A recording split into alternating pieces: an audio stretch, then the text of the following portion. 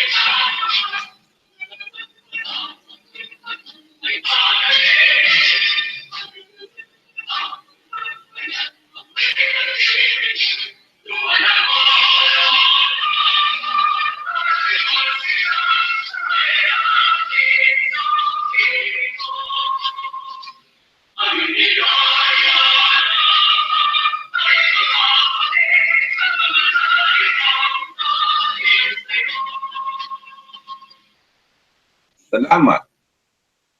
Sa lupang nilang malapit na po ang Independence Day, at sa po mga kaibigan ay maraming activities yan, maraming nakasabit po ng Philippine flag kung saan po rito sa General Santos City.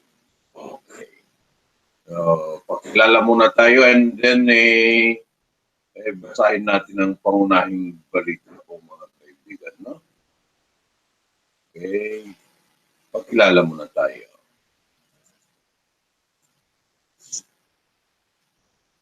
Technical, go ahead.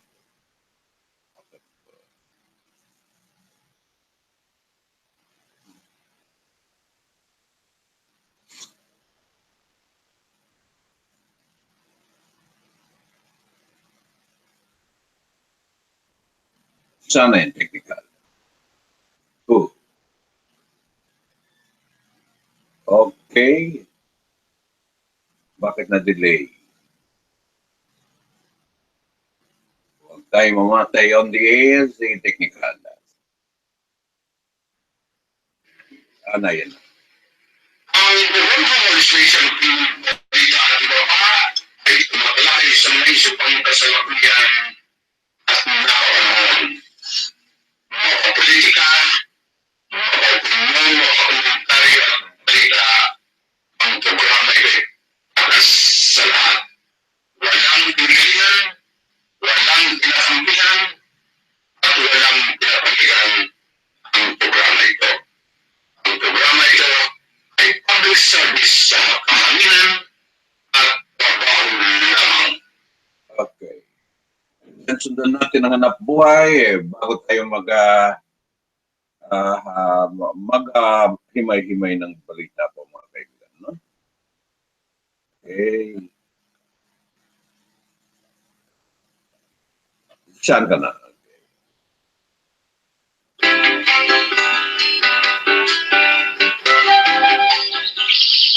Oy, pre, asa ka ato? Ay, iwan ko na, George. Magod sa mga ito, pre. Tutapang nila, ipagtukod pa sila o palay. Oh, mao ba? Asa po David, pre? Ikaw ni George ka doon. Mas yung strike Usa? Mao ka na, kukunin mo. Utang pa kasi, pre. Dili, wala ko. Aron tayo baluan sila, hindi makayo na kumatod. Kung ipautang sa delikado ang ilang kinabuhi, kung magpalay sa doon sa transmission structures. Mao ba niya, pre? Manana, hindi na magpukay kung makunan sila. Busa ni kayo ang mga butang na makahatag o kadaot sa atong palibot. ilabi na sulod sa mga transmission structures. Pagkaig ba? Kaya kinitanan alang usap sa atong kaayuhan, kay pahinumdum hatod kaninyo sa NTCP, National Grid Corporation of the Philippines.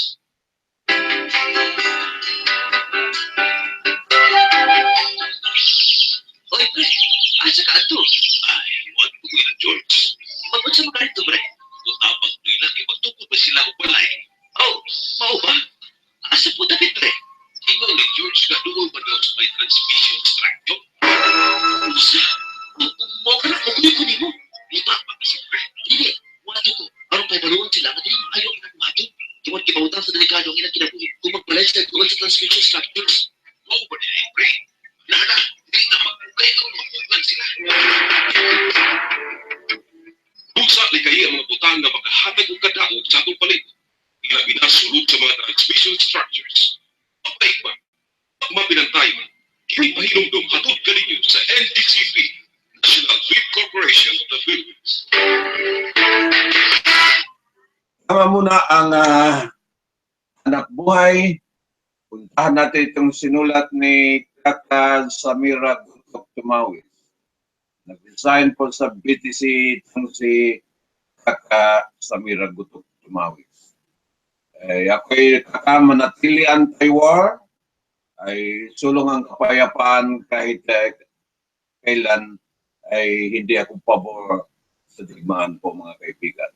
So, Samira Gutok Tumawis statement, crisis manager, please convince the president against the earlier strike. We are also Filipinos in tears. Sultan of Marawi, Abdul Hamidullah Theater called on the president to acknowledge the death. Ako'y kakay mga bilang-bilangin ko lang mga ilang baso na po ang luha galing po sa mata galing po sa mata ko Samira sa crisis diyan sa Marawi dahil marami kong kamag-anak po diyan mga kaibigan diyan po sa lugar niyo sa Marawi City. Bilang kamay ko, mga maranaw po, mga pamangkin ko ay maranaw din po mga kaibigan. Nandyan sila sa iligan, nakaligtas yung mga pamangkin ko dyan po, mga kapatid ko. Iligan nakaligtas po mga kaibigan. Problema, sustain ng gastos nila, saan na sila kukuha pang araw-araw nila po mga kaibigan, mga suki, mga katoto, mga pakinig ng ating programa po. Yan ang worriness ko. Buti kung masustain, ang mga problema po dyan po sa crisis na yan. Buti nila Governor Toto Mangudadato, nila Mujibataman, mga kapatid niya dyan sa Basilan, itong si Mayor Gulamboy Hataman ay nakaambag din sa pagtulong po sa crisis dyan po mga kaibigan sa Marawi City na yan. Itong mga local Jew, dapat ay active sila, ay continue nila pagtulong po sa mga civilian. Apektado po dyan sa mahigit almost 180 plus thousand po, 95% ata ang nasa crisis po, bilang natin sa bilang internal displaced person po dyan sa crisis na yan. Na-strong ito nga panawagan na ng mga sultan. Naalala ko yung conference diyan sa Sultanate. Diyan sa Royal Mandaya Hotel. Ay nandiyan cover ko yung mga kaganapan po noon. Damage and sustainability of armed operation on Marawi. Narinig niyo yung statement nandiyan sa page ko ni President Rodrigo Duterte. Tapusin niya talaga itong mga grupo ng tinatawag na Mauti Group at saka itong mga ISIS tinatawag niya po mga kaibigan. Tapusin talaga ganon katigas po ng Pangulo ng bansa ito. Pangulo ng bansa natin ay galing sa Mindanao. Kaya nga ay napaka tigas po ang panindigan niya. Tapusin talaga hanggang matapos ang term niya. Kung mari, talagang tuloy-tuloy durugin po itong mga laban ng pamahalaan, itong mga tinatawag na itong mga Abu Sayyaf, itong mga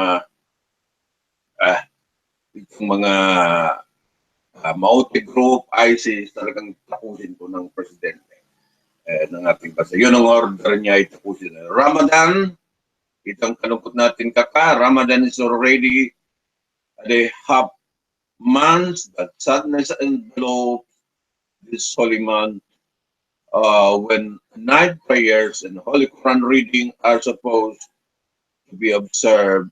Yun kasi ang trabaho natin pag month of Ramadan, ay magbasa ng mga libro, at may kunti lang tulog ko dahil ganito.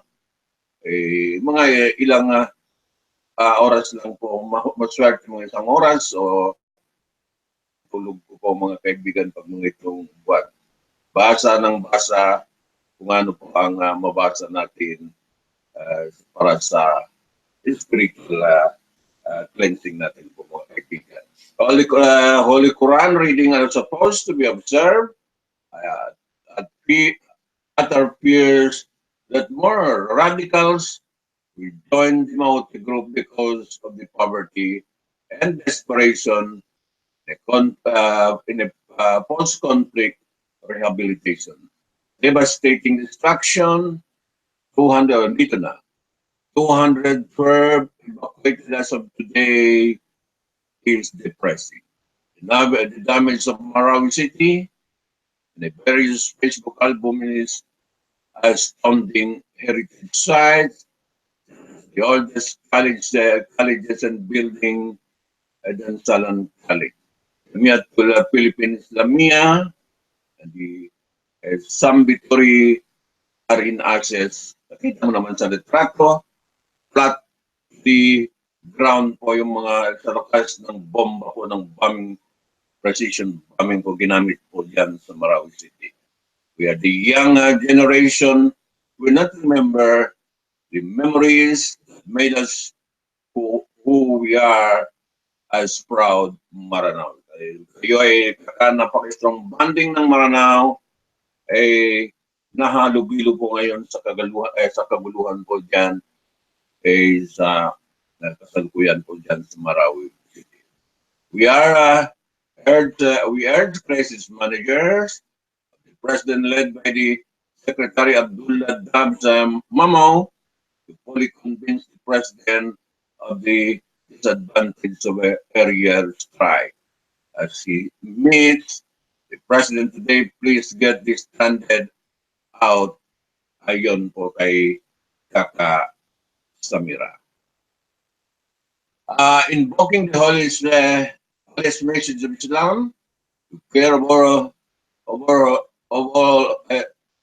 care for all of humanity, words the Maute group that has aligned with other morons of the islands and foreigner to make a decision to preserve the peace of Marawi. Please free Father Tito Sugano. Father Teresito, panawagan natin lahat mga prayers natin ay lahat itong mapalaya po itong si Father Teresito Sugano ay hawak po ng mga, hindi natin alam kung sino makahawak ng kay Father Teresito. Sugano ay wala yan kasalanan, ay tao yan ng ay simbahan po mga kaibigan, ay dapat yan hindi galawin po mga kaibigan yung mga tao ng simbahan. Panawagan natin sa lahat, at sa lahat-lahat na, ay yung mga diyan ay humahawak sa kanya, palayain po. Wala yung kasalanan yung mga tao na yan, bakit natin ay pahirapan po mga kaibigan itong si Father Tito po Sugano. We welcome the setting up of a barangay system to defend Marawi City many looting and terror acts, even as relief and rescue suffered setback. The closing of the peace corridor Sunday temporarily. Isang doktor mag-complain na kuha po yung mga laman ng kanyang baol ay sinira po, ay nakuha po yung mga lahas niya, yung pera-pera niya, income pagka-doktor po dyan po sa Marawi City. Kaya nga yung looting na yung problema, na iwanan na yung mga gamit sa bahay, walang nadala sa kaguluhan na yan, sigurado magkawala-wala yan po mga kaibigan. Palagay kung meron mga pumapasok yan sa ibang mga ibang lugar para tumaban diyan po sa pagkuha ng mga kagamitan na tawag na looting. We are fast-tracking of the releasing of relief. People will die awaiting the food after so many deaths to validate the beneficiary concern. Kaya yung mga pondo-pondo sa LGU ng ARM, nawagan natin sa lahat ng ARM from regional office, ARM Heart, itong mga cover ng Maguindanao Province, itong basta sa paligid ng ARM, nasakupan ng ARM po ay itong Basilan, itong Maguindanao Province, itong Lanao del Sur, itong Lanao del Norte, at itong Basilan na Tawi-Tawi and Huluslu. Dapat ay mag-ambag-ambag muna para maibsan po ang mga kahirapan dyan po mga kaibigan. Iwasan muna yung political lineup. Tulungan natin mga kababayan po dyan ay naghirap po sa City of Marawi po mga kaibigan. Strongly commend the traditional leader to be finally tapped by the President to reach out to the Mauti to reason po mga kaibigan. Ranao Rescue Team po July 6. Hapon po ito sinulat ni Tata Samira Mauis. So yan po ang panawagan mga kaibigan. So, maghanap buhay muna and then balikan natin ang ibang balita sa araw nito. So, yan ay binasa natin. Itong sinulat po ni Kaka Samira Mauis.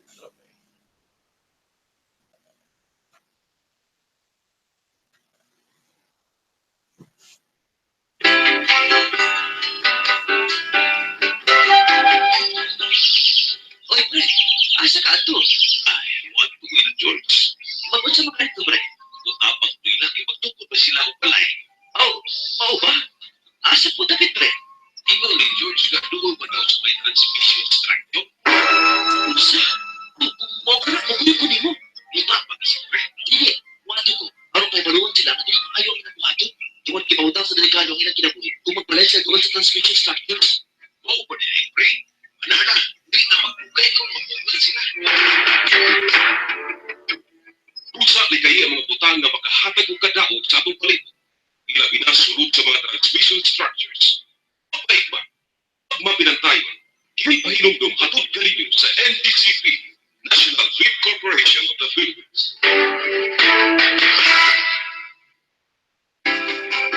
Pre, nasayod na ba ka? Marami tinugma sa buntag sa tanang gwardiya. Mara pa, pre. Sa timitingan. Sumala sabi mo, pre. Doon ay kanabutan sa itapong kawat sa mga wire sa kuryente. Ay, wala kipon na. Nadaot mo ko sa mga tao. Wala sila masayang pumunta ka delikado ng kibuha. Tinuod nila, pre. Naghanang maangin. O kibuntag pa nila sa Pilipino nilang kinabuhi. Kampiyon sa kamay ng kantidad sa wire. Una yung kaya masayang sa katawan, pre. Lamang pagkawat nila sa wire sa mga nagkanayang high voltage transmission. Itagya kung tanan na mahimong alakot. Sakto ka, pre. Pagkinagtan ng mga wire. Magkatubol nila ang transmission. Hinungdan naman ang dinugsugnay sa kliyente. Ay, maunang damay tatanan, pre. Usa ni kaya mga butang na makahatag og kadaog sa atong palit. Ilabi na sulod sa mga transmission structures. Mapait pa, mapinantayon. Kini tanan alang usab sa atong kaayuhan. Kini pahinumdum hatod galibig sa NDCP, National Grid Corporation of the Philippines. Okay, tama muna. Pakinggan natin na makuha ba ito? Okay. Kaya I cannot stop my soul. ayan. Pakinggan niyo ang sinabi ng presidente, no? Napakatigas lang nga sinabi niya. Analyze nyo ng mabuti. Tapusin natin yung pera na to. Okay. Marami na akong patay na sundalo. Marami na akong patay na pulis. We have crossed the bridge already. Kung saan ang wala bang patayan? Ano, may soldiers. Ang itong kada oras ito, tamaan talaga sa maranaw. Marawi nga. Ang kalaban, hindi naman maranaw. Klase-klase na. And the fact, ang galit ako kasi dinala doon sa Lanao, if foreign ideology, nagpapakamatay naman yung mga Moro na kaya dyan, gamitin na yung ulo nila. Why do you allow other people to come to our country and destroy us with ideology? May sarili naman atin. Foreign yan sa inyo. Di inyo yan. Galing ang Middle East. And it only means, ang avowed objective ng ISIS is to kill and destroy. Period. Kaya ako, I will destroy also and kill. Period. Na, yan. Tapusin natin ito, inumpisahan ninyong putang ina, tapusin na natin ito. Walang pistok. If Walang it will pistok. take me 10 years to do it, I will do it. If I'm still around. If I will do it until the end of my term, I will do it. Yan po. Ulitin natin na para analyze ng mabuti. Itong sinabi ng Pangulo ng Republika ng Pilipinas, matulong kayo mag-analyze po mga kaibigan sa sinabi ng Presidente natin. I cannot stop my soldiers now. Ay, kasi noon ang pistok sa nanon. Let me get public now. Tapusin natin yung pera na ito. Inumpisahan ninyo. Marami na akong patay na sundalo. Marami na akong patay na pulis. We have crossed the bridge already. Kung saan ang wala bang patayan? Ano, may soldiers. Ang itong kada oras ito, tamaan talaga sa maranaw. Marawi nga. Ang kalaban, hindi naman maranaw. Klase-klase na. And the fact, ang galit ako kasi dinala doon sa Lanao, if foreign ideology, nagpapakamatay naman yung mga Moro na kaya dyan, gamitin na yung ulo nila. Why do you allow other people to come to our country and destroy us with ideology? Analyze nyo ng mabuti yung sinabi ng Presidente, ha? Foreign yan sa inyo. Di inyo yan. Galing ang Middle East. And it only means, ang avowed objective ng ISIS is to kill and destroy. Period. Kaya ako, I will destroy also and kill. Period. Tapusin natin ito, inumpisahan ninyong putang ina, tapusin na natin ito. Walang pistok. If it will take me 10 years to do it, I will do it. If I'm still around. If I will do it until the end of my term, I will do it. Tatlong beses padanin ko para tumulong kayo mag-analyze sa sinabi ng ating Pangulo ng Republika ng Pilipinas po mga kaibigan. Tatlong beses padanin ito. Yan kasi ang tungkol sa atin ng agaman natin kung may mga ganitong pakinggan niyo mabuti. Kayo mag-analyze po mga kaibigan. Ako ay tagabigay lang ng information po mga kaibigan. No? I cannot stop my soldiers now. Ay, kasi noon ang pistok sa nanon. Let me get public now. Tapusin natin yung pera na ito. Inumpisahan ninyo. Marami na akong patay na sundalo. Marami na akong patay na. Baka may solusyon pa We kayo. have crossed the bridge already.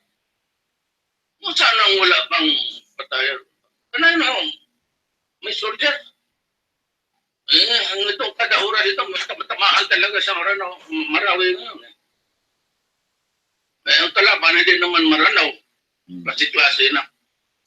And the fact, ang galit ako kasi dinala doon sa Lanao, if foreign ideology, nagpapakamatay naman yung mga Moro na kaya dyan. Kambitin na yung ulo nila. Why do you allow other people to come to our country and destroy us with ideology? May sarili namang atin. Foreign yan sa inyo. Hindi inyo yan. Galing ang Middle East. And it only means, ang avowed objective ng ISIS is to kill and destroy. Period. Kaya ako, I will destroy also and kill. Period. Retaliate. Bilang estado. Ito, inumpisahan ninyong putang inatapusin na natin. Bilang estado naman. Walang pistok. If it will take me 10 years to do it, I will do it. If I'm still around. If I will do it until the end of my term, I will do it. Yan po ang matigas na sinasabi po response po sa mga Maute at saka itong Abu Sayyaf po dyan sa Marawi City. Kayo ay tumulong mag-analyze po sa sinabi ng Presidente. Force by force yan. Magkalaban ng force by force, violence by violence. Ang result ay maraming pong buhay malalagas. Yan ay tumulong kayo mag-analyze. Ano kaya pag-ausap ni Mamaw, ni Secretary Mamaw ngayon, dapat ay malaman natin pagkatapos ay ang usapan nila. Kahit man lang para sa media, para may balita tayo po, mga kaibigan. Okay, naglagan natin ang anak buhay. Inuwa ko. Matanda na talaga. Okay. Uy, ano ba? Maganda pa sa kabasakan. Mapalupat o tabanog. O sige, ato sa dungo sa tuloy sa kuryente. Pwede mangatkat dito. Ops. Asa man mo mga to ha? Kabalo ba mo nga delikado magduwa doon sa turis sa kuryente? Nanong delikado man lang. Ay, nako. Pag musangit ang inyong kabanog sa kuryente, makuryentihan unya mo. Maupon may pwedeng mahitabo ninyo o mukatkat mo anang turis sa kuryente. Ala, hadlong pagay, no? Maudyon, mauna, ngayaw mo pagduwa-duwa dito ha? Di-manage yun na ninyo. Oh, manang. Kini pahinugdog hatod kaninyo sa NTCP, National Grid Corporation of the Philippines. Ligtas na daloy ng elektrisidad at mabilis na serbisyo hatid sa mga kumukonsumo ng kuryente. Ngunit ito'y maaaring matigil magdulot ng brownout o pagkasawi kung sasaway tayo sa ligtas na distansya sa mga tore, poste at linya ng kuryente. Ugnayan sa NTCP sa telepono bilang 02-981-4545 kung may alam kayong hindi ligtas na gawain malapit sa poste ng kuryente. Isang paalala mula sa National Grid Corporation of the Philippines at ng ay baterya. Hoy, pre. Ayaw magsunugin ha? Ha? Hindi naman, pre. Naghanyo ang NTCP. May kaya ng mga buta na magkahatag ng peligro na magkabog na classifier sunod sa mga transmission structures. Kaya pinakaroon na sa mga pre. Uga kaayo ang mga sagbot. Nagalitan kain dakpon sa kalayo. Kamay naman kain ni pre. Kamay na lagi, pre. Pero, hindi magsugod ang peligro. Ano ito na pa ubang kiti? Sama sa papananong kahoy o sa transmission structures. Ang tao ng mga tinas o pagtugtog kabalayan o sa mga struktura na magkahatag ng peligro. Usa ligaya ang mga butang na magkahatag ng kadaot sa atong palibot. Ilabi na sulod sa mga transmission structures. Patay pa. Ang mabilang tayo kay kinitanan alang usap sa atong kaayuhan. Kini pahinumdum hatod kaninyo sa NTCP, National Grid Corporation of the Philippines. Hoy, pre. Ayaw magsunog ka. Ha? Hindi naman, pre. Naghanyo ang NTCP. May kaya ng mga butang na magkahatag ng peligro na magkabog na classifier sunod sa mga transmission structures. Gamay naman kayo ni pre. Gamay na lagi, pre. Pero di na magsugod ang peligro. Lalo ito na pa ubang pagigit kasama sa papananong kahoy doon sa transmission structures, pagtao ng mga tinas o pagtugtog struktura na maghahatag ng pilyo. Usa ni kaya ang mga butang na makahatag og kadaot sa atong palibot. Ilabi na sulod sa mga transmission structures. Pagpaig ba? Pagmapinantayon, kini pahinumdum hatod kaninyo sa NTCP, National Grid Corporation of the Philippines.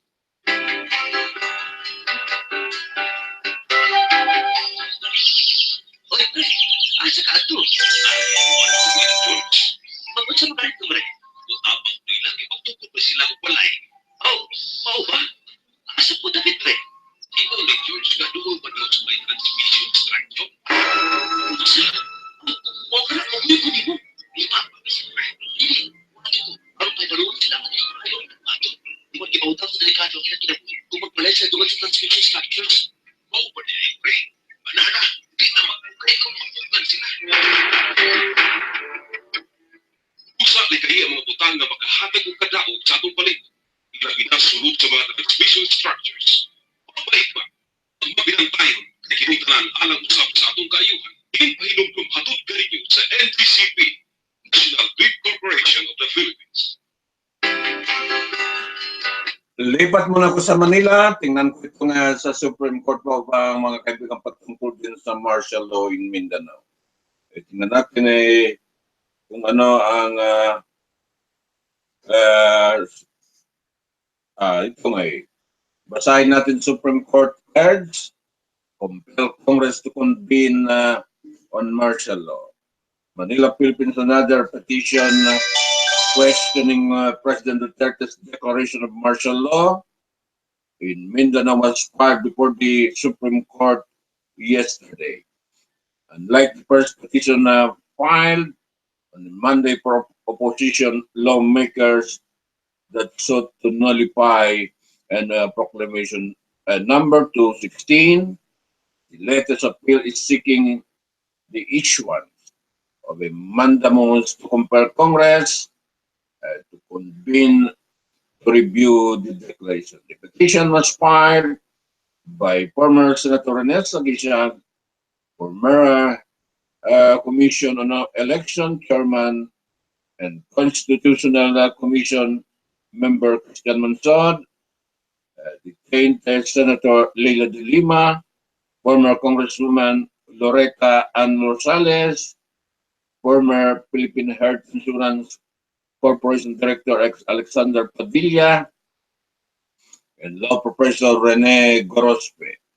Were 300 lawyers led by former Solicitor General Corinne Hilbay and signified their support for the petition. Senate President Aquilino Pimentel III and Speaker Pantaleon Alvarez were named respondents.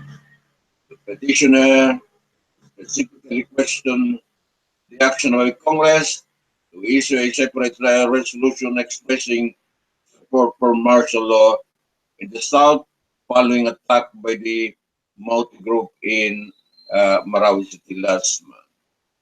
Last May 31, the House of Representatives approved Resolution 1050, where the Senate adopted Resolution 388, expressing support for the declaration of martial law in response to report submitted by the President as required by the Constitution.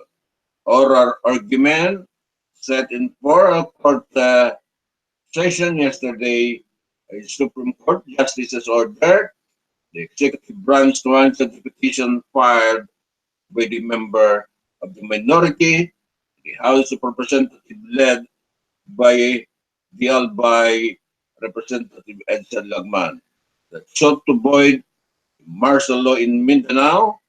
The Supreme Court also set the petition for oral arguments from June 30 to 15 at 10 a.m.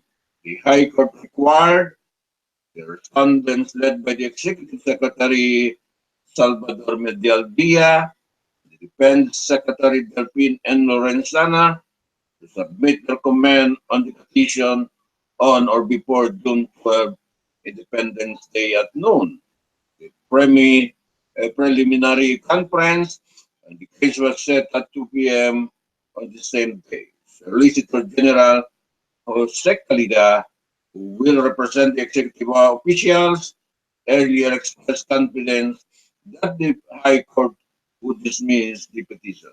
Calida described as a symptom of a psychosis, since they are detached from reality. The argument of the petitioners that there exists no rebellion or invasion to justify the declaration of martial law in Mindanao. Wala talaga. Hindi ako maniwala na may rebellion or invasion po mga kaibigan. Mga packet lang yan ng resistance po mga kaibigan na nangyari sa Marawi City. Yan nga, nagtaka ako bakit sa buong Mindanao, kami rito sa General Santos, sa Zamboanga City, wala kami kasalanan po mga kaibigan. Ibang lugar na tahimik, wala po kasalanan po. Bakit kami nadamay dito sa martial law in Mindanao? In the petition, Lagman and 6 other congressmen asked the High Court to exercise its power under the Constitution to review the President's martial law declaration. Ayan po. Ay balita po mga kaibigan.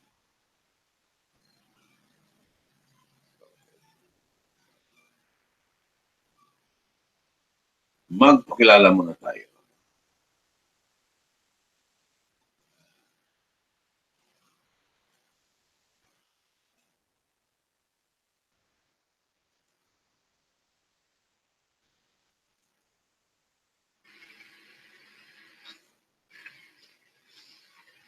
Ang program ng registration ng balita at ibaba ay tumatalakay sa naisipang kasalukuyan at nakapanahon. Mga politika, mga opinyon, mga komentaryo at balita, ang programa ay para sa lahat. Walang pinagalingan, walang pinakampihan, at walang pinapanigan ang programa ito. Ang programa ito ay public service sa kahanginan at trabaho lamang. Okay. Mga kaibigan. Ang program ng registration Yan muna. ng balita at ibaba ay tumatalakay sa naisipang kasalukuyan at nakapanahon. Mga politika, mga opinyon, Technical natin. Ang registration ng balita at ibaba brought to you by Picante Pizza and Picante Pada. Ang Picante Pizza at Picante Pada ay managagpuan po dyan sa Cotabato City. May tatang branch na sila dyan sa Cotabato City. Tama, ang Picante Pizza at Picante Pada mayroon ng masarap na pagkain ay ito ay halal na pagkain.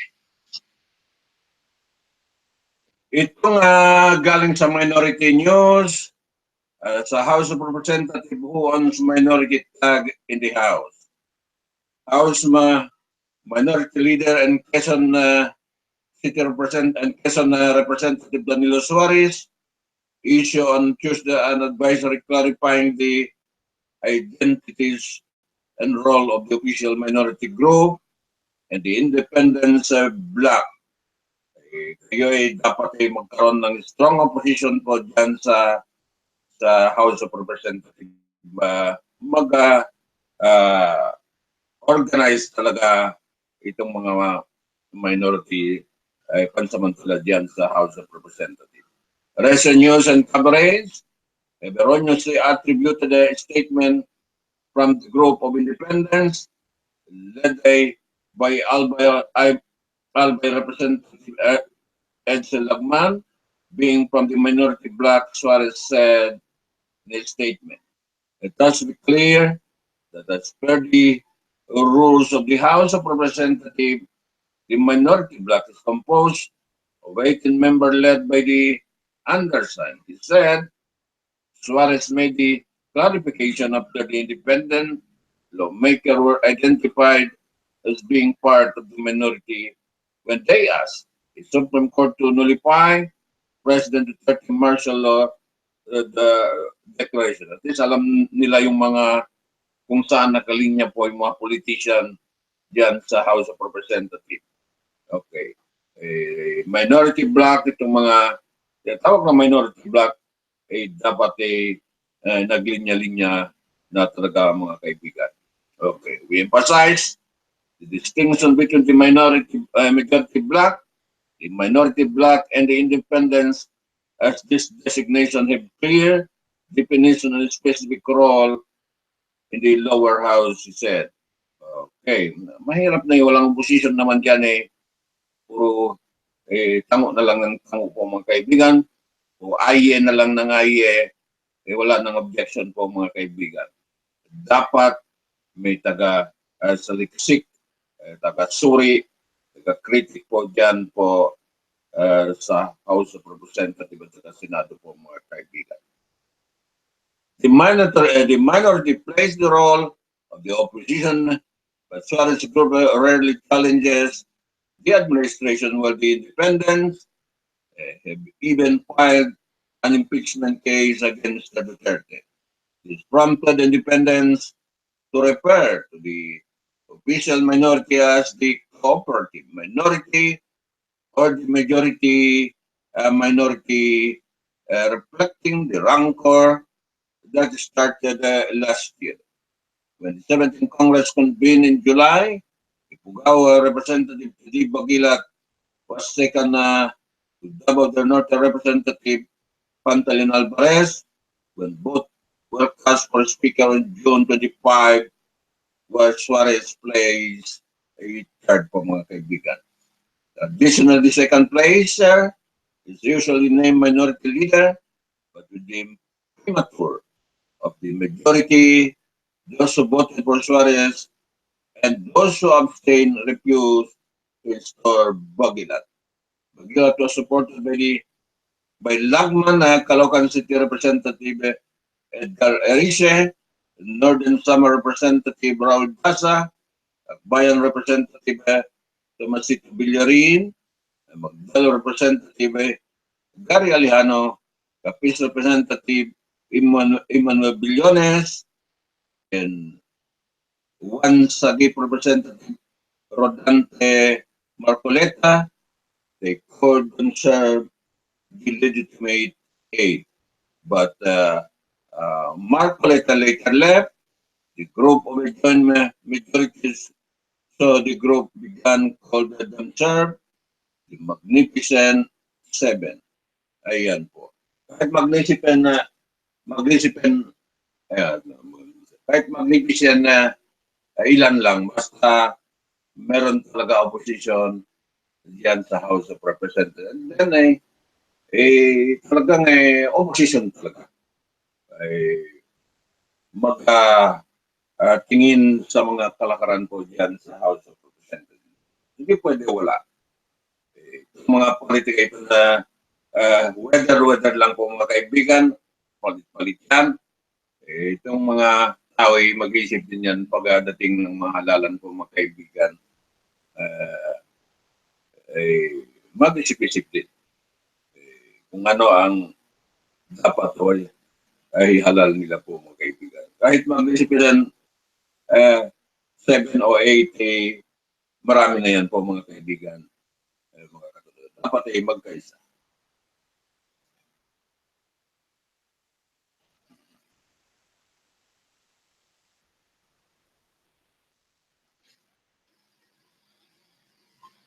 Administration ng balita at mapabot pero kailangan pinsa durante pada.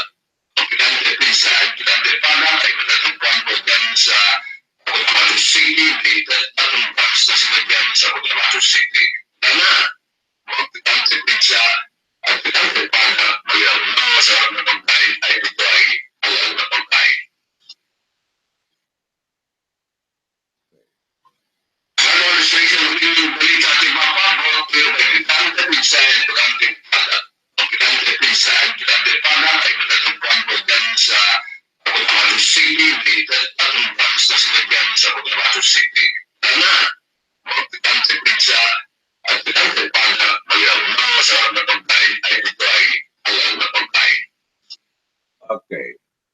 Itong ano naman ito, problema ng Palasyo Inspector to sue China. Defending President Rodrigo Duterte foreign policy Malacanang on Tuesday, asked the Supreme Court Associate Justice Antonio Carpio if it was really better to sue China over the South China Sea dispute.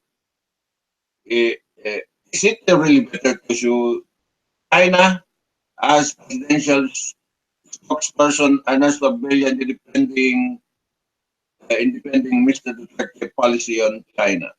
Abella said Mr. Duterte was focused on protecting the country's sovereignty and keeping the country and region conflict free. At the same time, the president sees those who objected as complementary in the best interests of our country. Abella said in a press briefing in Malacanang, Abella was reacting to Carpio's claim that the Philippines would be reduced to subservience to case if it did not do something to stop Beijing continue the island building in the South China Sea. Carpio was the part of the team that won the Philippine case in the Permanent Court of Arbitration. Said on Monday that the PCA ruling was not just a paper victory and should be utilized to defend Philippine claim. But Abella said that while Mr. Duterte respected Carpio, he had opted to work with all claimants in the South China Sea instead of confronting them. The president and his cabinet are working the government of all a nation with the legitimate interest in the South China Sea to ensure that our nation interests are protected and the region remain a zone of peace, he said. Substantive progress confrontation does not serve the interests of our country, and that is why we are committed to a process of engagement and negotiation that will ensure that our rights are respected and protected well into the future, he added. He also said Mr. Duterte's approach to China had borne fruit and brought substantive progress with the reduction of tension and increase in economic cooperation between the two countries. The Duterte visit Beijing in October resulted in 24 billion US dollar in investment and credit pledges, plus the resumption of agricultural importation from the Philippines. The presidents and China have also set up a bilateral consultation mechanism for the maritime dispute, he added. At the same time, Mr. Duterte pledged to bring up the arbitral ruling at the right time and had in fact told the Chinese leader of plan to drill for oil in the South China Sea.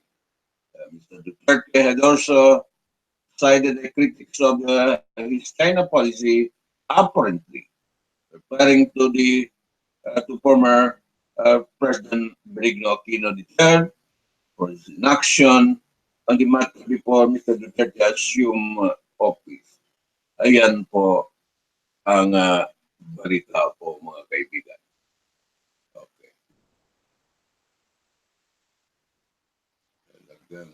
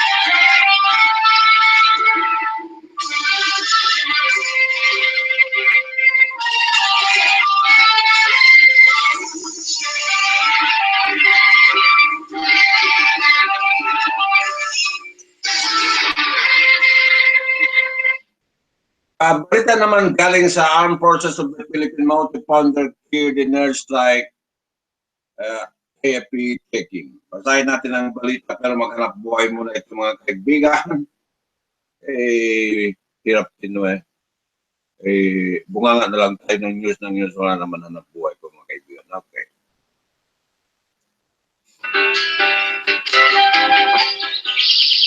Oy, pre, asa ka ato? Ay, what ko na, George? Magod sa mga ito, pre. Tapang nila, magtukod pa sila o palay. Oh, mao ba? Asa po dapit, pre? Ikaw ni George ka doon pa daw sa may transmission extraction. Usa, mo ka na, kukunin po ni mo. Ito, pag-isip, pre. Hindi, wala ko. Parang may baluan sila na hindi ayaw ang nakuhatid. Tungkol kipautan sa delikado ang ilang kinabuhi. Kung magbalay sila doon sa transmission structures. Oo ba din, pre? Manana, di na magpukay ang magpugan sila. Busa ligay ang mga butang na makahatag o kadaot sa atong palibot. Ilabi na sulod sa mga transmission structures. Mabait ba? Pag mapinantayon, ipahilumdum hatod kaninyo sa NTCP, National Grid Corporation of the Philippines.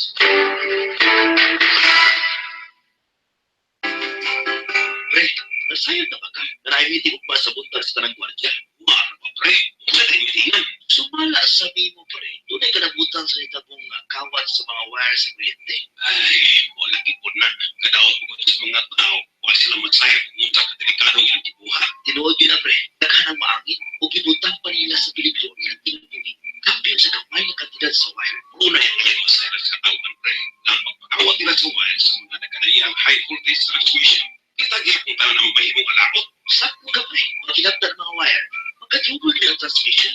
Hinungdan ng 1 ang direct supply sa kliyente. Ay, maunang damay ka tanan, pre. Usa ligay ang mga butang na makahatag o kadaot sa atong palibot. Ilabi na sulod sa mga transmission structures. Patay pa, tumabilang tayo. Kaya kinitanan alang usap sa atong kaayuhan. Kini pahinumdum hatod kaninyo sa NTCP, National Grid Corporation of the Philippines. Okay. Itong multi-pounder killed in an airstrike, Armed Forces of the Philippines checking. Kailangan na mabalidate natin pa itong sasabi nila. Manila, Philippines military airstrike, Marawi City last week, reportedly killed local terrorist leader Omar Maute. Armed Forces of the Philippines Chief General Eduardo Año, however, said ground force was still validating Omar's reported death in an airstrike last May 28. Año said another Mauti sibling was killed in an airstrike in Butiga last February. And the report of Omar's death are confirmed. Año said he would continue to assume that the terrorist leader is alive. Año stressed that the armed forces of the Philippine troops are gaining ground on the Maute gunmen as the offensive in the Marawi enters the third week. Official said the defense put up by the Maute terrorists in the city is crumbling, and it will just be a matter of time before they are decimated. Last week, Defense Secretary Delpin N. Lorenzana said there are around 200 to 250 Maute gunmen still putting up a good fight. But as the fighting entered its 15th day, yes, the military commanders on the ground reportedly only around 100 were left of the local terrorists. We are talking about at least 100 of Maute is remaining terrorists in Bangolo area, Año said. Bangolo district is located.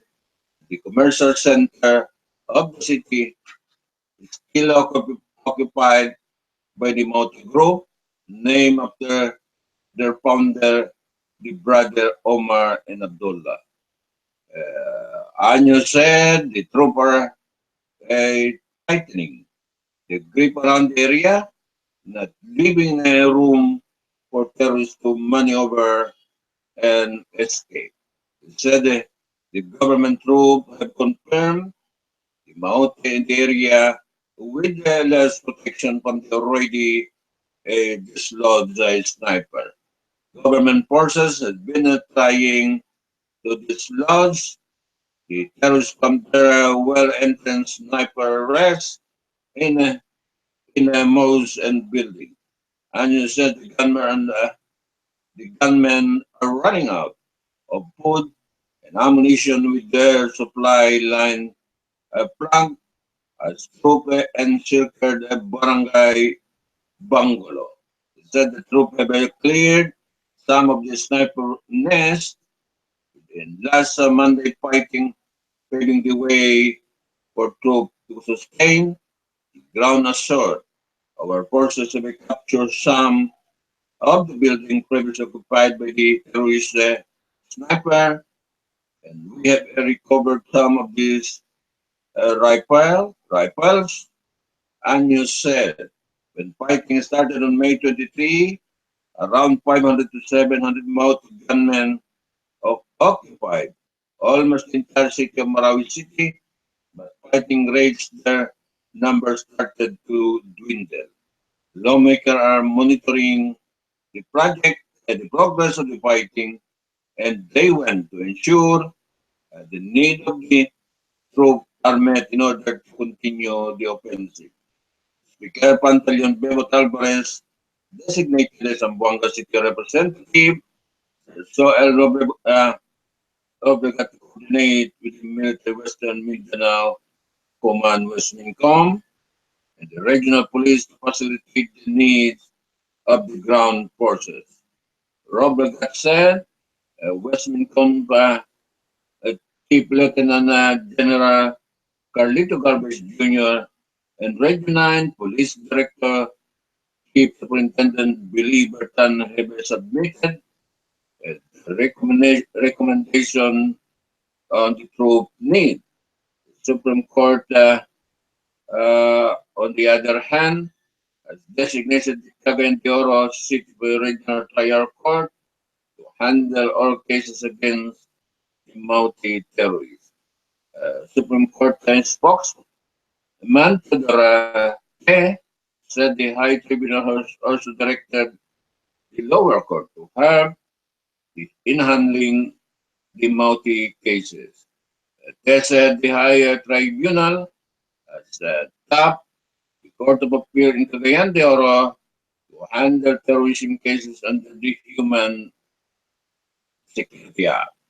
The SC has directed Court Administrator Jose Midas Marquez to coordinate with the Commanding General of the 14th Infantry Division Station also in Cagayan de Oro to determine appropriate security and mission for court personnel, prosecutors, lawyers, and the accused. Meanwhile, Philippine National Police Chief Director General Ronald De La Rosa ordered the relief of Lanao del Sur Provincial Police Director Senior Superintendent Oscar Nantes for his failure to fortify effort of government forces, secure the areas occupied by the mounted gunmen in Marawi City. Ayan.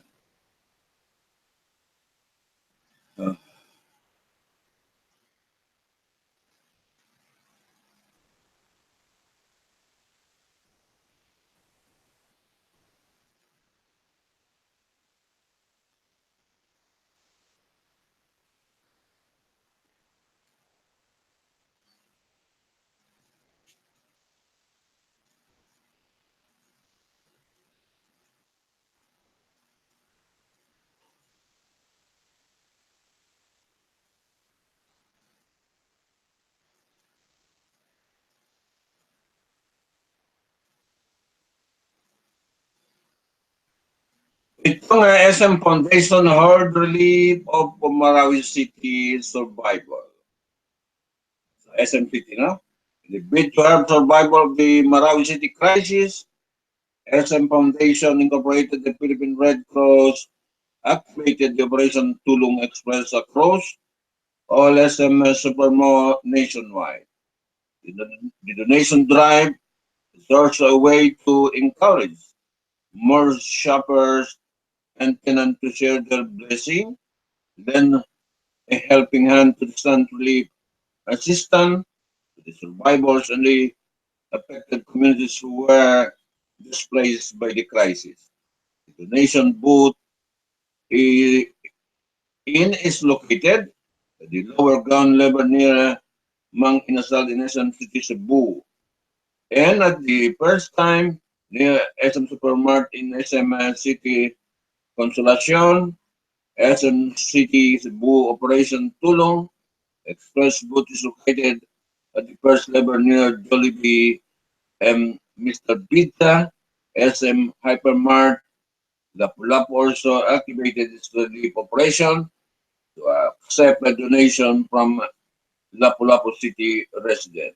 Interested donor may donate cars or in kind like canned goods, bottled water, blanket, and clothing. All collection will be turned over to Philippine Red Cross. Mag-action na yung mga matagal na mag-action. 15 na day ng crisis, ngayon pa lang mag-action. Pero okay na, kahit late na po mga kaibigan. Kasi may action po mga kaibigan.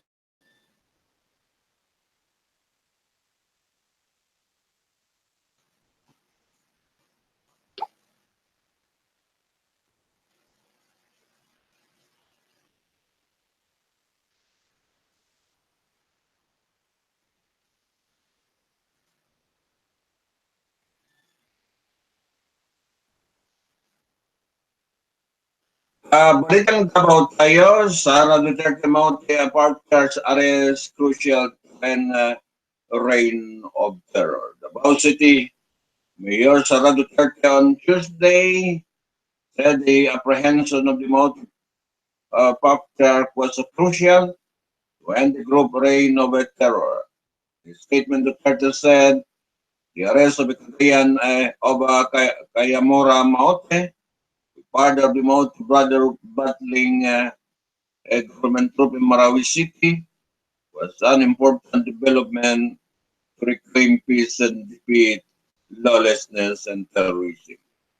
He commented the task force Davao for apprehending Kayamora Day checkpoint into real on Tuesday morning.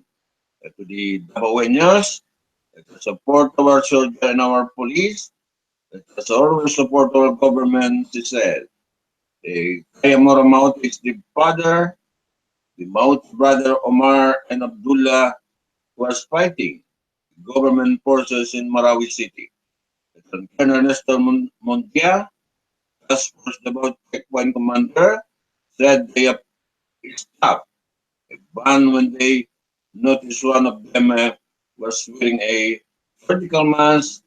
They bore a resemblance to Kayamora.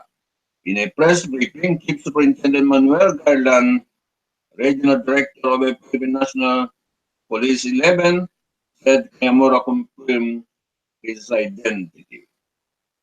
Task Force Davao also discovered a grenade and 45 caliber pistol inside the van. Yan po, na-arrest yung tatay po ng founder ng Maute, si Omar Maute and Abdullah Maute po mga kaibigan, itong si Kayamora Maute.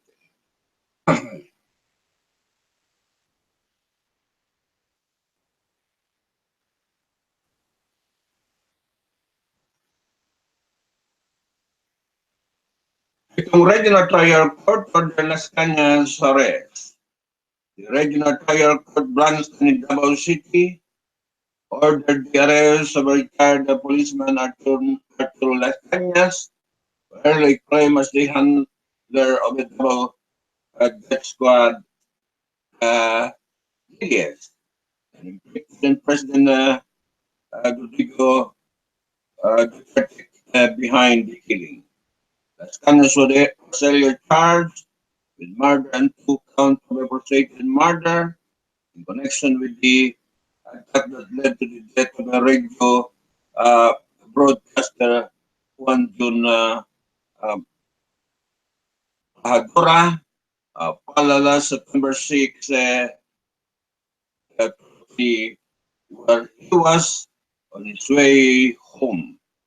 The arrest warrant were issued by the judge Regina Puentes, the RTC branch, then the head of the office, uh, to whom the arrest warrant were delivered for execution.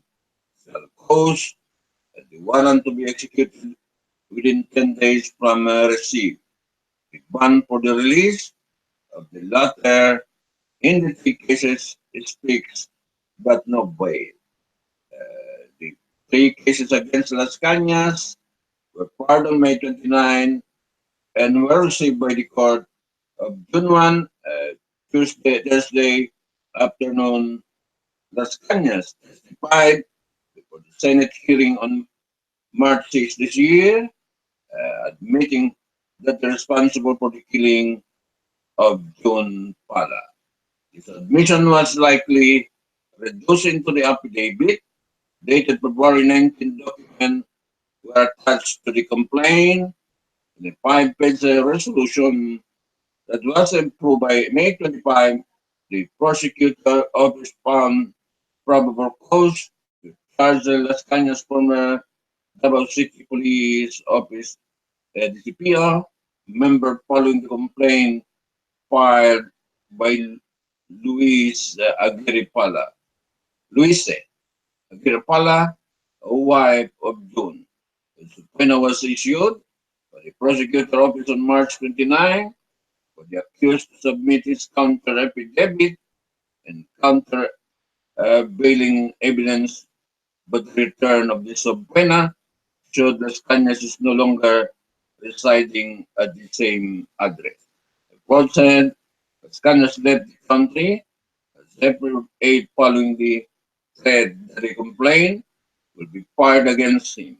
The accused earlier revealed the existence of the DS and his being a member of it before the Senate hearing on March 6. The prosecution said his declaration during the Senate hearing in claiming responsibility over the assassination of the radio announcer through his affidavit and testimony constitute extrajudicial confession po mga kaibigan.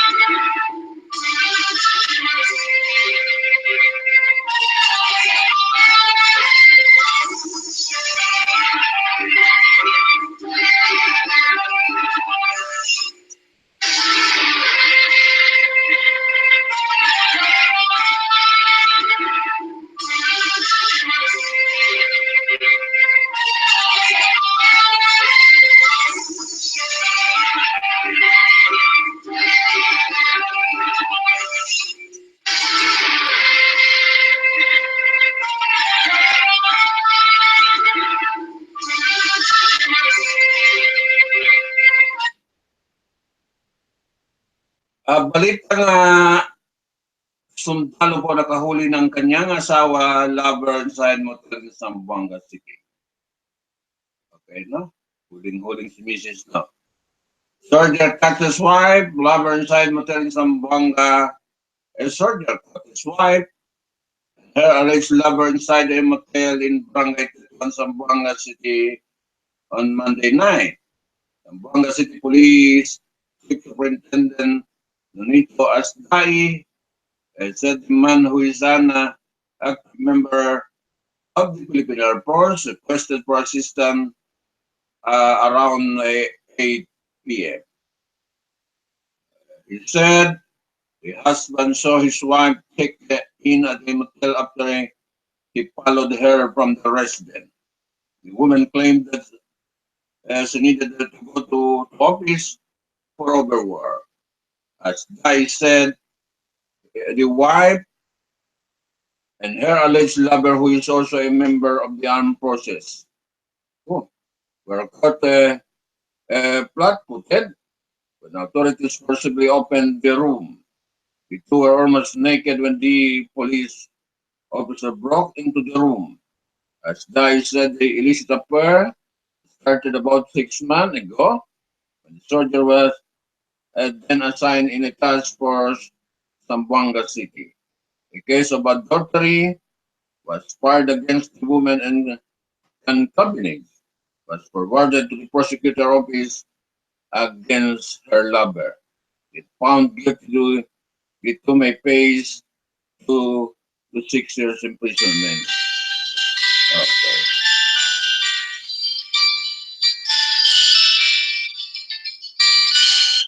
Hello, news pa, news pa. Hello, news pa.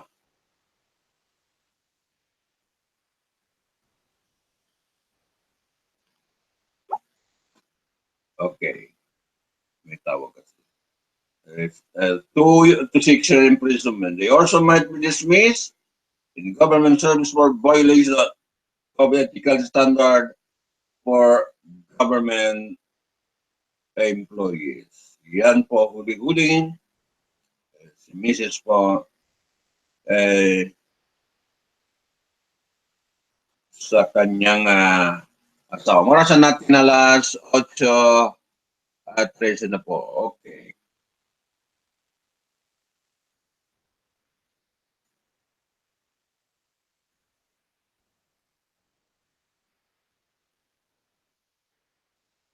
Itong Philippine government ban deployment of worker to Qatar. Medyo may kaguluhan po sa Middle East. Yung bansang mag-cut ng diplomasya po mga kaibigan. Basahin natin ang detalye, no? Okay. Bago muna basahin, hanap buhay muna.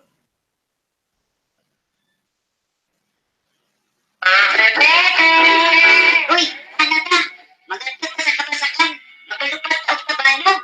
O sige, ato sa dungo sa tuloy sa kuryente. Pwede mangagkat dito. Ops. Asa man mo mga to ha? Kabalo ba mo nga delikado magduwa doon sa tuloy sa kuryente? Nanong delikado man nang. Ay, nako. Pag musangit ang inyong kabanog sa kuryente, makuryentihan unya mo.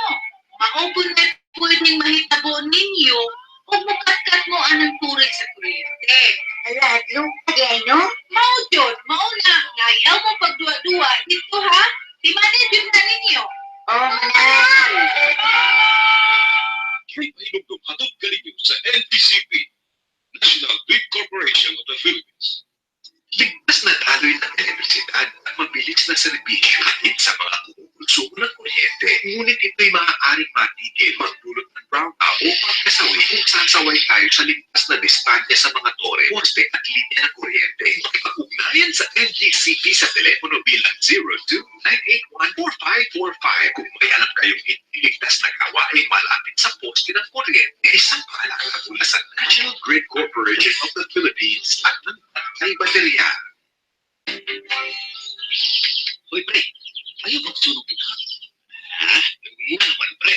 Nakahanyo ang NGCP na ikaya ng mga buta na magkahatag o peligro na magkabukong na classifier sunod sa mga transmission structures. Kaya pinagaroon na sa pre. Uga kaayo ang mga sagbot na dalitan kayo dakpon sa kalayo. Gamay naman kayo ni pre. Gamay na lagi, pre. Pero, iya magsunog ang peligro. Ano ito na pa ubang pili sama sa papananong kahoy o sa transmission structures. Ang tao doon mga antinas o pagputong kabalayan o sa mga struktura na magkahatag o peligro. Sakit kayo ang mga butang na magkahatag o kadaog sa atong palit. Kaya minasunod sa mga transmission structures. Patay pa. Ang mabilang time na kinikalan alang usap sa atong kaayuhan. Kaya pahinong hatod ka rin sa NTCP, National Grid Corporation of the Philippines. Hoy, pre. Ayaw magsunog. Okay. Philippine bans deployment of worker to Qatar. The Department of Labor and Employment, DOL, has ordered the suspension of the deployment of the overseas Filipino workers, OFWs, to Qatar effective Tuesday, as it would be assessing the situation in the host country. Effective today, June 6, we have ordered the suspension of deployment of OFW in Qatar. This is for us to assess the situation because there are so many wild rumors going around, said Labor Secretary Sylvester Bello III. The press conference heard at the agency main office in Intramuros, Manila. Kasi we are foreseeing possible problem in Qatar. Like for example, we know for a fact Qatar does not produce its own food. If anything happens and they run out of food and food riot take place, definitely our OFW will be the first victim. Kaya kailangan lang may preparatory measure to meet the possible exigency he added. At the same time, he denied rumor of a food riots just because on the report of the labor attached there or the late last night and early this morning, I was able to talk to our labor attaché, Dek Dikang, and he informed me that there are no food riot as rumor being spread around. Although I told him that as a preparatory measure, we should advise our FW in Qatar and our follow-up is to start making stock of food provision value said. He noted that those were covered by the suspension are newly hired and returning Filipino workers. Stop all the processing, and even those who are scheduled to go, sorry, but we have to suspend first. The deployment, Dolce explained. With this, he asked the local recruitment companies to coordinate with their counterparts in the Arab state and ensure that the Filipino worker will be protected in case something happens there. Based on the DOL figure, last year, there are 141,000 document OFWs in Qatar. The employed Filipinos, there are both skilled and semi-skilled workers such as technician, engineer, and nurses, among others, as there is a need to repatriate worker at this time. Value said they will study. We will have to study the situation, but even before this time, we have been sending some augmentation team not only to Qatar but also to the other Middle East countries to meet any possible incident. We noted that the length of a suspension will depend on the assessment they will be conducting therefore mga kaibigan. Ayan.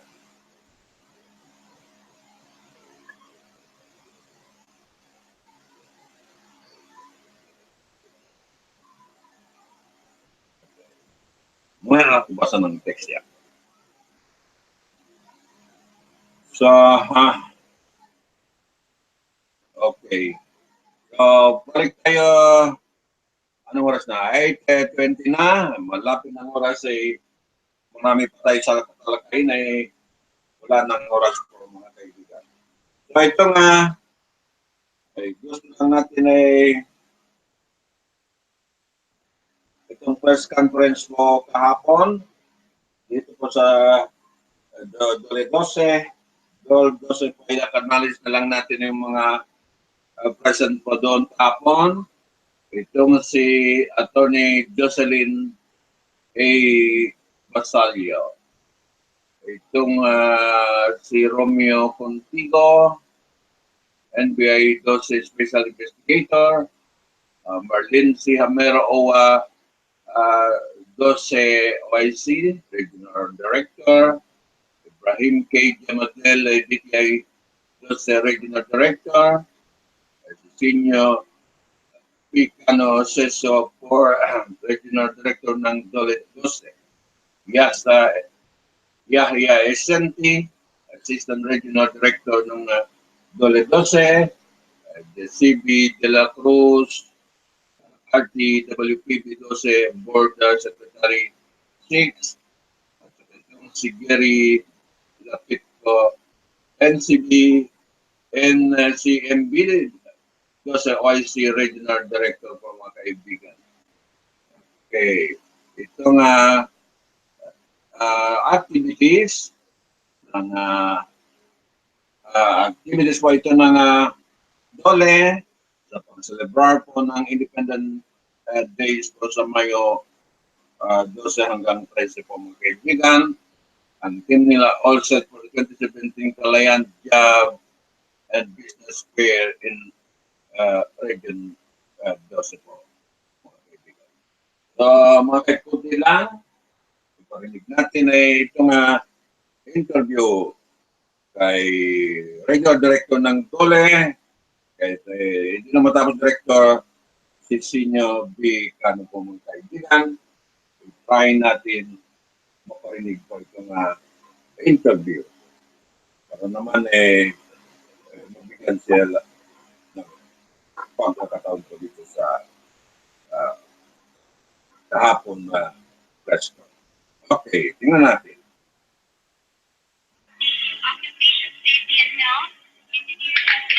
Ay, meron ready.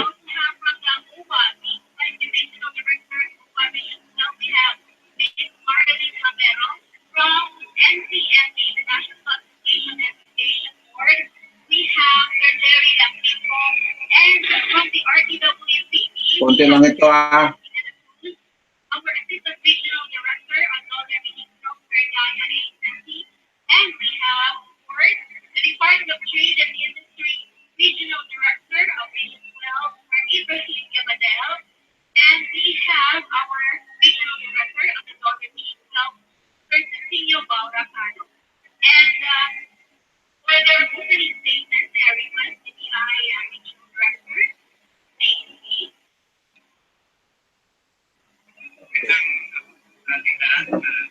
On behalf of our team, we would like to thank you for coming over and attending particular welcome. Marami po nagtatanong ano na naman po ito trabaho negosyo at pagbayan. Ito pinapagkalutuan ng Department of Trade and Industry and Department of Employment gawin po simultaneously all over the country, all over the region. In partnership with the other government agencies na involved in trabaho, kabuhayan at negosyo. So, lahat kami ay nagsama-sama na dito para gawin itong Independence Day activity natin. No?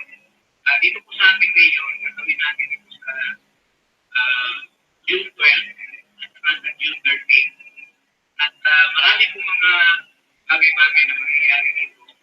Halimbawa, nung ginawa natin nung May with the Department of Labor and Employment, yung campaign, kakalot tayo ng campaign, yung gusto makakita ng trabaho na pumalapit ng opportunity na pinali, not only in the outside of the country, but local also, yung makikap natin.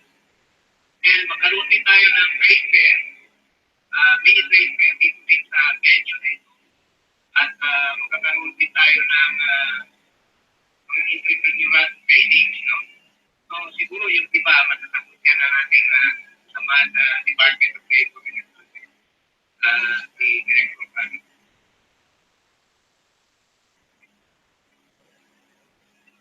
May let's hear a message from our regional director. At magandang din sa ulit natin lahat.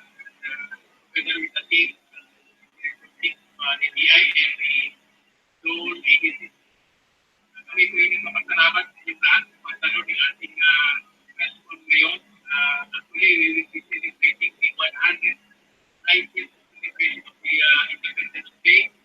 And this day, nagawa tayo ng isang aktividades na saan hindi ang convergence of government agencies, purpose of DTI and DOLE. Naganapin natin yung sinasawag na job fair, trabaho at negosyo at kabuhayan fair, kung saan matugunan yung pangangailangan ng ating mga kababayan. May one activity, nagkaroon ng magandang resulta yung ating ginawang Labor Day Job Fair, Job and IPO Fair, kaya ginawang gagawin ulit panibagong trabaho, negosyo at kabuhayan fair na kung saan DTI and DOLE between creating this activity. And a total of for this month, we have a total of 13,000 jobs available both local and overseas. And kagaya ng pinagin ni Director Kim, itong activity na natin, yung campaign, dalawang araw ito, magbigyan ng opportunity ng ating mga kababayan maghanap ng trabaho. At kung sakaling meron silang option na kung sila maging wage, i-issue na 20% maging self-employed. Kaya nandun yung DTI para magbigay sa sila ng training o na interview skills and opportunity for self-employment. Kaya maraming opportunity na mangyayari dito obviously and this will be out with SMCP Kansas. So with that, we will be inviting our public, lalong-lalo yung ating mga job seekers at yung mga working entrepreneurs to join us in the usual campaign. Thank you. Thank you, Sir Tano. And we now have the opportunity to ask questions. I-link po namin sa ating mga local media practitioners na bago po tayo magtanong, may request you to introduce yourself and proceed to your questions. So we'll be throwing the first question. Please raise your hand, sir.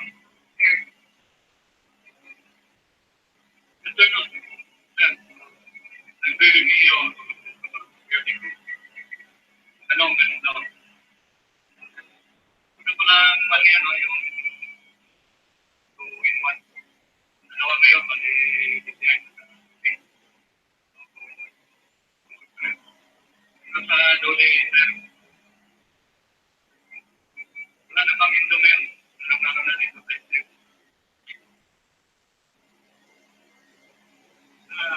Kita yung tanong mo kasi napag-usapan na natin yung ito na yan. Ang isip natin dito, the order of the President is to end this inbound, yung sinasabi legitimate practice authorization by the end of the year. Well, for President 12, kasi last year, this July last year, this work on trying to do the assessment lahat ng mga establishment in region-wide. And so far, as of the present, ito yung ating campaign, we have as of the assessment conducted by our compliance officers, meron na tayong 16 cases na naibalabas sa we ordered the regularization of a total of 7,100 workers. Yun ang pinagandang. So marami pa rin yung tagyan na ongoing pa rin yung nag-process pa. Kasi ito namang assessment natin is when we assess, we do it in a manner wherein both the workers and the management friends are together with our compliance officers to review, check the records, and then if there are gaps, to come up with a result, the assessment, and then they are given 20 days to apply if there are gaps. However, if there is no compliance, it will continue to engagement and this will report to the mandatory conference. Kung saan, in fact, it will be given the chance to answer the observations being emanated from the assessment. And then out with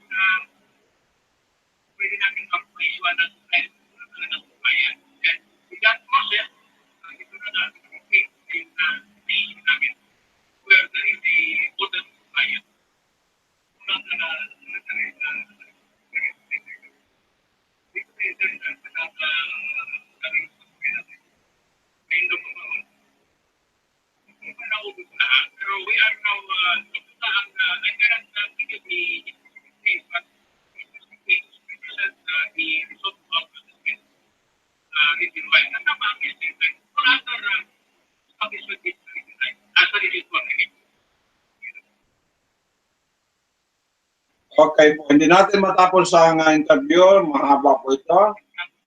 Pero ay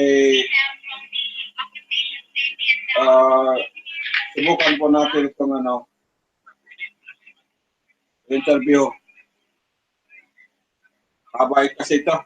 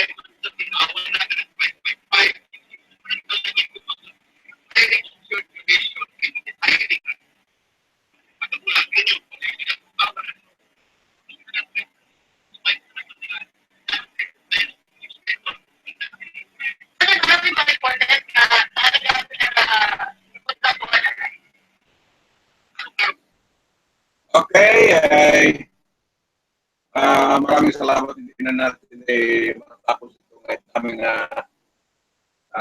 habang interview ito wala na tayong oras, pero magbasa pa ako ng special report galing po sa Sarangani namin.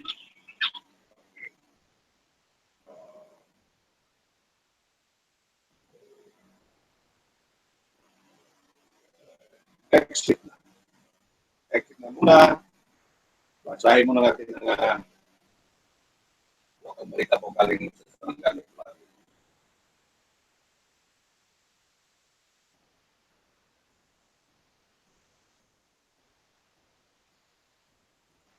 Hapon na ito nadala, hindi ko nabasa kagabi dahil marami rin balita kagabi.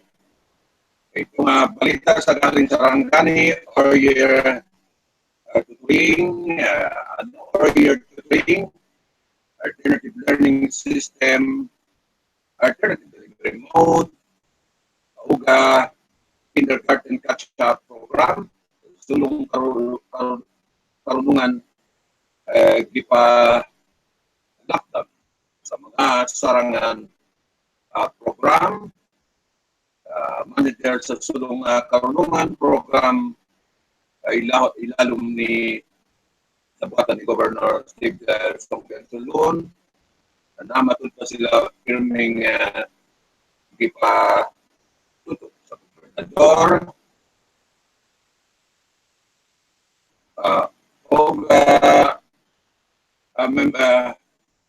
board member o mga ito ka nga mayor gipamahayag ni Gomez ang mga programa sa sulong karunungan ay gipalakdan sa pagsamot ng bago mga school year gani gipondohan ng provincial government pag-abansa niaging katwikan sa mga kindergarten dito aron sa mamahimong epektibo sa pagpatuod o sa mga aproba volunteers. Teacher, prioridad matut pa na kini sa kalihukan ng mga bata sa kapugit, sa kamukiran sa Sarangani, nagpadayon sa mga ang pagpahikayon o mga community every mode. Pabor kini sa mga kabataan, unang lumad na dili maka-eskwela o may dakong kansa na maundang sa mga klase sa dilayon sa tulungan o sa ay magsugod sa klase bitunol na matutupad sa tukaran sa libre ang dekalidad sa nga education may mga honorarium mga gihatag ang probinsya sa mga wala na. Sa probinsya natin sa mga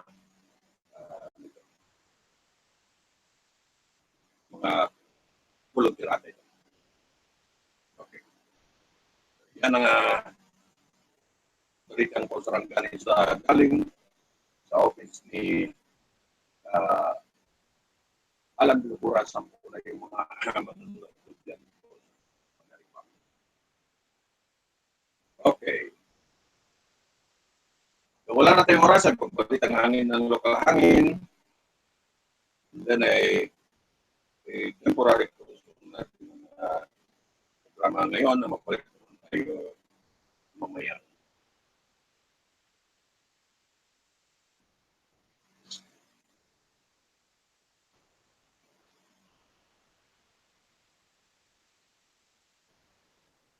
Ang balitang local Weather, 76 Fahrenheit, partly cloudy. Okay. Feel like 76 Fahrenheit, minimum 76, maximum 83, humidity 87 Fahrenheit, precipitation 0.1 millimeter, pressure 29.8, sunrise 5 a.m., sunset 5 a.m., precipitation chance 50.9, viewpoint 73 po mga kaibigan. Wind chill 81 Fahrenheit, moonrise for 08 p.m., moonset 3:34 a.m. po mga kaibigan.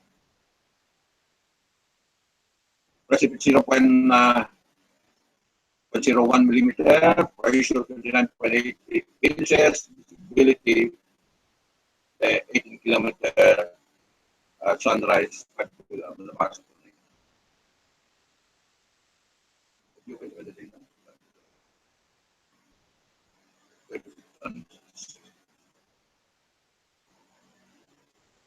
Okay, wala na nga ang orasan natin, exact orasan natin 8:44 up to 6 ng umaga na. Ano pang sunod natin ng balita pa kayo?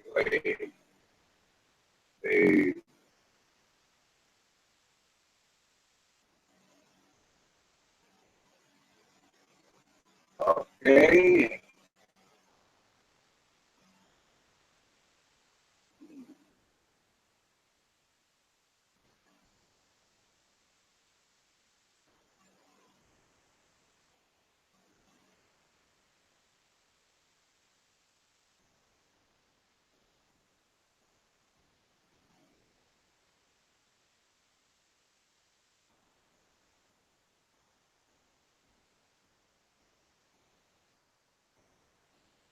Bakit hindi kumalaw? Bakit kaya kumalaw ang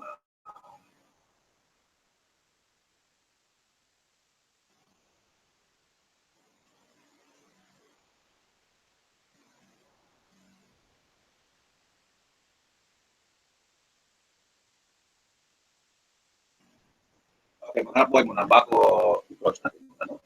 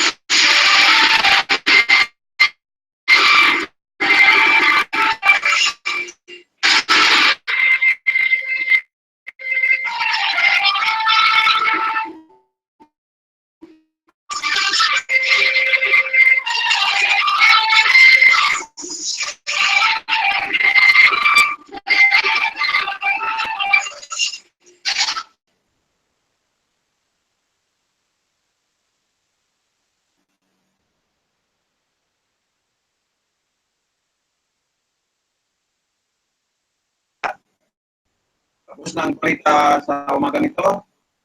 Pero pabalik naman tayo mga umay na hapon itong mga kaibigan. Tingnan natin ay